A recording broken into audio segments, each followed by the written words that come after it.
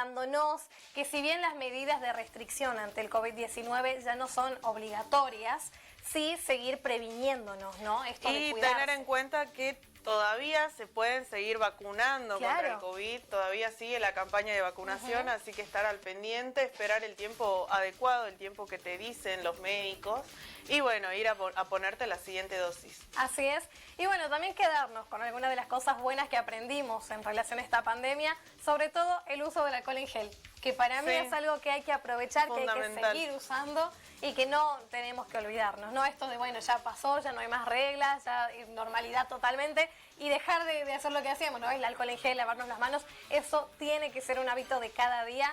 Porque por más que no hablemos del COVID, existen y siempre existieron otras enfermedades que también se contagian de la misma vía. Yo creo que si una persona está enferma, por respeto a los demás, debería continuar usando el barbijo. Así es. Así es. Y bueno, aprovechar y quedarnos con las cosas buenas a pesar de que fue una pandemia horrible, de que muchos la padecimos, que lamentablemente mucha gente falleció, quedarnos con lo poco bueno que nos dejó y aprovecharlo para aprender en un futuro de estos errores. Hablando de futuro, hablando un poco de historia, quiero saber, ¿no? ¿Qué es lo que está pasando en otras partes del mundo? Porque claro, tenemos un invitado súper especial como cada día lunes y nos va a comentar un poco del panorama internacional para el día de hoy. Así es. Bueno. Así que pasamos entonces a darle la bienvenida a Juan Pablo Bonilla. Buen día, ¿cómo estás? Hola chicas, buenos días, ¿cómo están? Qué gusto poder acompañarlos nuevamente como cada lunes, tempranito, corriendo con esas corridas de lunes que son imperdibles de cada semana. Así es, costó el día de hoy levantarse, nosotros debatíamos en la mañana, fue un fin de semana raro, ¿hoy costó? No, realmente no me costó, pero porque tenía en la cabeza un montón de cosas que hacer. Claro. Entonces todos mis pendientes no me dejaron descansar. Entonces fue como suena la alarma y comenzar tiqui, tiqui, tiqui, tiqui, tiqui, tiqui, haciendo la lista de los pendientes para poder comenzar la semana. Así que bueno, es parte del oficio, estas corridas de los lunes y los martes. Y creo que vamos para más, ¿eh? Bueno, ya estamos llegando a fin de año. Profe, le consulto. El día de hoy vi que vamos a hablar un poco de lo que vienen siendo algunos conflictos, algo que está pasando en algunas regiones. Coméntanos un poco más de qué vamos a hablar. Bueno, hoy vamos a abordar un tema que aqueja a mi país, a los países vecinos, que es Guatemala, El Salvador y Honduras, que se le llama el Triángulo Norte de Centroamérica. Bien. Esta problemática, te podría decir, es así como la economía es la problemática argentina, las maras y las pandillas son la problemática del Triángulo Norte Centroamericano. Bien. Ahora, ¿qué son las maras? Acá en Argentina me he dado cuenta que ni siquiera conocen el concepto, no las escuchan, que es bueno, ¿no? O sea, inclusive con varios funcionarios de gobierno hemos estado hablando de eso es muy bueno, que no tengamos todavía en Argentina, que no ha migrado eso para el sur del continente, porque es una problemática que se comparte principalmente de Centroamérica para el norte. Bien. Así como el tema de la droga va de Colombia para abajo, el tema de las maras y de las pandillas es de Centroamérica para el norte. Ahora, ¿qué son las maras? ¿Qué son las pandillas? Son un grupo de personas, porque ya no es ni que sean jóvenes ni viejos, sino es un grupo de personas con rangos etarios desde niños, porque lamentablemente es una problemática que surge en los años 90, por consiguiente, los que eran niños en ese momento, hoy son los dirigentes que ya son adultos, ya serían casi contemporáneos nuestros. Entonces, estos grupos de personas delinquen, extorsionan, y principalmente recurren a la violencia para mantener su poder económico. No es ideológico, no es social, no es político, es 100% para autosustentarse económicamente. ¿Dónde surge esto? Sí, surge en Estados Unidos. Ahora, ¿por qué? ¿Qué tiene que ver Estados Unidos con Centroamérica? Ya lo hemos ido abordando varias veces. Bueno, primero, Centroamérica, desde los años 50 hasta los 90, así como Argentina, tuvimos guerra, bueno, en el caso de Argentina fue simplemente, no es de menospreciar, tuvieron dictadura. En el caso de nosotros en Centroamérica tuvimos dictadura, conflicto armado y guerra civil. Claro. Entonces, por eso digo, solo tuvieron dictadura. Sí, es algo muy fuerte, pero en Centroamérica tuvimos las tres cuestiones juntas. Entonces, eso causó muchos desplazados. En el caso argentino, pues no tuvieron tantos desplazados como se tiene todavía hoy en día en Centroamérica. Inclusive, imagínense, salen marchas caminando desde Honduras a Estados Unidos huyendo de la delincuencia. Estamos en el mismo continente, en la misma región. Usualmente lo escuchamos de Siria, de Omán, de Medio Oriente por el tema de los conflictos, pero también tenemos desplazamientos por violencia en Centroamérica y se están desplazando usualmente para el norte. Para las familias centroamericanas, principalmente de Guatemala, Honduras, El Salvador, el Triángulo Norte Centroamericano, es muy común tener familiares viviendo en Estados Unidos. Es lo más común y normal que puede existir. Inclusive de mi familia, yo tengo la mitad de mi familia vive en Estados Unidos y la mitad vive en Guatemala. Entonces, y esa realidad se comparte, ¿no? Indiferentemente del estrato social, el estrato económico, la realidad se comparte. Mucha migración hacia Estados Unidos, obviamente Estados Unidos tiene un nivel de vida totalmente distinto, lo tiene alto, tiene buena calidad de vida, tiene una economía, podríamos decir hasta ahora bastante buena. Comenzaron más ahora estable que Latinoamérica en general. Sí, hasta ahora en estos últimos años pues tienen una inestabilidad significativa que nos está impactando a nosotros también, pero bueno, en general Estados Unidos está bien. Por consiguiente, esta migración, imagínense vivir en guerra civil, porque realmente es guerra civil lo que teníamos en Centroamérica, hacía que las familias migraran para Estados Unidos. Entonces, en los años 70s, 80s, esta migración de centroamericanos para Estados Unidos se aglutinó principalmente en el sur de Estados Unidos, Texas, Arizona y principalmente en California. Si ustedes van a California es un fenómeno muy interesante porque en California casi no se habla inglés. Claro. Hay tantos latinos en California, principalmente en Los Ángeles, que no se habla inglés. Es lo mismo que en Miami. En Miami, por la influencia caribeña del Caribe y de la migración que se tiene de México, en Miami tampoco se habla inglés. Entonces, es muy interesante ver cómo la mayoría de la migración se fue aglomerando en el sur de Estados Unidos. Ahora, ¿cuál fue la problemática que comienza a impactar en Centroamérica en los años 90? En 1996, el gobierno de Estados Unidos endurece las medidas migratorias y comienza a hacer una deportación masiva de personas. Imagínense, de 1998 al 2005 deportaron 250,000 personas. Claro. O sea, la mitad de la ciudad de Salta fue deportada en menos de 6 años. ¿Y cuál es el impacto que tiene esto en Centroamérica? Que estas familias que migran hacia Estados Unidos no van a vivir a un edificio en el downtown de la ciudad. Claro. Van a vivir a la periferia o en situación de indigencia, etcétera. Entonces, estos grupos que se originan en Los Ángeles específicamente, en Los Ángeles comienzan a delinquir a los alrededores y en los suburbios de la ciudad. Entonces, en esta deportación masiva del endurecimiento de las políticas de Estados Unidos, hace que de esos 250,000 deportados para Centroamérica, 50,000 aproximadamente eran mareros. O sea, pertenecían a estas pandillas delinquivas en Los Ángeles.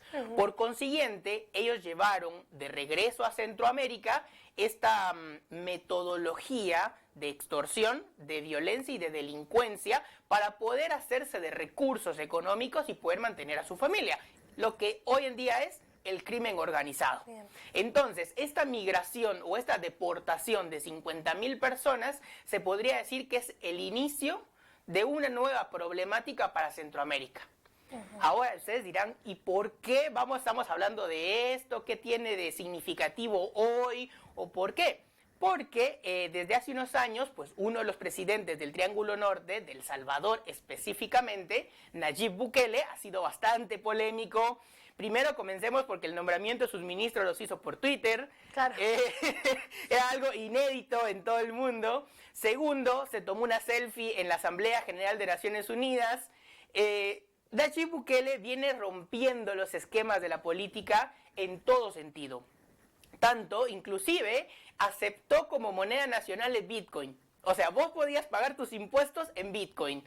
Entonces, ha sido una lucha contra la tradición, tanto política, económica, social, en El Salvador, y lo que sí tiene este presidente, que inclusive mantiene su alta imagen, hoy en día creo que anda en 85, 83%, y estamos a las puertas de un segundo mandato.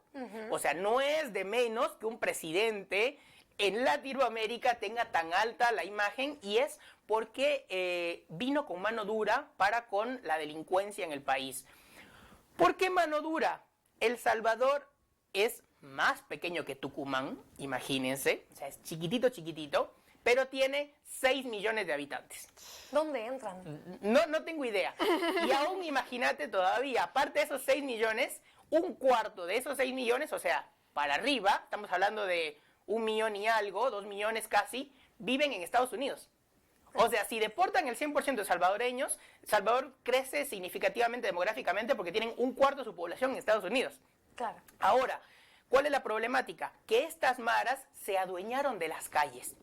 Entonces, extorsionaban a todos los comercios pidiéndoles una cuota de seguridad. Bien. Si no les pagas esa cuota, te matan. Bueno, una problemática que tenemos que seguir analizando. Claro, y esas metodologías de extorsión delictiva que tienen las maras, llegó a tener casi 62 muertes, asesinatos diarios. Entonces, es un índice que lo lleva a El Salvador a ser el país más violento del mundo. Ahora, según la OMS, dice que si hay más de 10 muertes violentas por cada 100.000 habitantes, es guerra. Imagínense, El Salvador tenía, a ver, yo tenía el dato exacto, en ese momento eran 62 personas por cada 10.000, por cada 100.000. Claro. Y si la OMS dice que por cada 10 estamos en guerra, o sea, en el Triángulo Norte vivimos en guerra. Claro, una guerra constante contra una guerra constante contra el crimen organizado, y personalmente lo viví, ¿no? O sea, en Guatemala es claramente, es parte de tu vida diaria el crimen organizado. Entonces es muy interesante de cómo la política se tiene que inmiscuir en esta problemática, pero no quiere. Bien. Algo que sí decidió, como siempre se dice, ¿no? Si existe la voluntad política, se hace, en el caso de Nayib Bukele. Nayib Bukele libra una guerra sin cuartel contra la delincuencia, contra las maras, contra las pandillas, y lo está haciendo desde apresar a casi 10.000 personas en una semana, que los meten a las cárceles, que las cárceles están superpobladas, y segundo, lo está haciendo de una manera cultural. ¿Por qué les digo? Ese es el tema central. Imagínense todo lo que les tuve que contar para llegar al tema central de hoy, del día. El tema cultural de las maras y de las pandillas en Centroamérica. Ustedes saben que en México, Guatemala, Honduras, El Salvador, el Día de los Muertos es muy importante.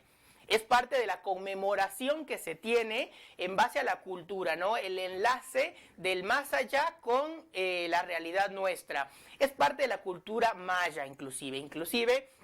Está el árbol de la ceiba. Ustedes tienen acá el ceibo, nosotros tenemos la ceiba. Es el árbol más alto de la selva. Y según los mayas, este era la puerta al inframundo, el que conectaba el más allá del cielo con la tierra, con nosotros. Entonces, todas estas creencias culturales de conmemorar a nuestros muertos el 2 de noviembre, Nayib Bukele, ese día, el 2 de noviembre, hizo que los mismos presos, o sea, los reos de las cárceles, fueran a los cementerios a destruir las tumbas de todos los mareros. Claro. Entonces, cuando ustedes ven, hay videos en YouTube, en redes sociales, las lápidas, no sé cómo le llaman acá en Argentina, las lápidas en el cementerio, tienen inclusive el logotipo de la mara. Entonces, los idolatran como mártires dentro de esta secta, de este grupo de personas. Entonces, Nayib Bukele lo que está haciendo es destruir la cultura desde el inicio para con toda la economía y la problemática que se está llevando. Entonces, es muy importante ver que esta problemática es muy fuerte en Centroamérica. Esperemos que las autoridades en Argentina y en Salta estén atentas a que no lleguen, porque realmente alguien que lo vive cada día, o mi familia que está allá todavía lo vive cada día, tenemos que estar alerta. Así que es un poco de tema para poder estar a la vista. Como les digo, Nada pasa en el mundo sin que estemos atentos y todo está enlazado. Bien. Entonces, más aún estando en el mismo continente, es muy complicado y es muy importante ver que se tomen las medidas adecuadas. Y bueno, ese es el tema de hoy. Espero no haberlos aburrido con tantos datos históricos y con tantos números. La verdad es una problemática muy difícil que se tiene que acatar. Bien. Bueno, profe, la verdad que muchísimas gracias y está bueno saber que existen estas situaciones. Y estar atentos sobre todo esto totalmente. Y bueno, qué más que darle las gracias por este día. A ustedes, la verdad, les deseo un buen inicio de semana. A ustedes en su casa, en su oficina, éxitos y no se duerman. Un matecito o un café y para adelante. Bueno, profe, muchísimas gracias. Nos vemos la semana que viene. Nos vemos la semana que viene. Un gusto. Bueno. Nosotros vamos a un pequeño corte. Así es. Vamos a una pausa y ya seguimos. Yo voy a estar muy lejos, te lo pido por piedad, nena, no me olvides. Si cada despedida es una roca sobre el mar, en este corazón hay muchas piedras. No voy a arrepentirme de decirte la verdad, cambiaste con tu amor mi vida entera. Tiempo de alejarme me lastima una vez más. Abrázame un rato, que no quiero enterarme que esta noche va a pasar. Quiero hacer un pacto. Seguro vos encuentres quien te